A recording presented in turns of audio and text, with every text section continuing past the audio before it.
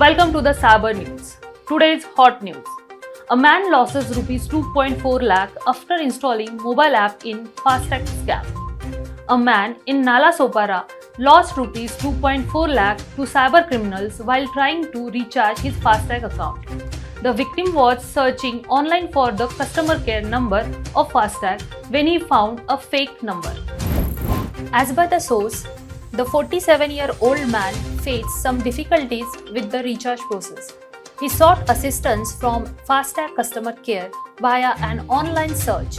He called the number and was instructed by the person on the other end to download a remote access application on his phone. Once the application was downloaded, the cyber criminals were able to access the victim's bank account and transfer rupees 2.4 lakh to their own account. After successfully duping the victim, the fake customer support executive abruptly ended the call and cut off all the connections. Recognizing the gravity of the situation, the victim wasted no time in reporting the occurrence to the appropriate authorities.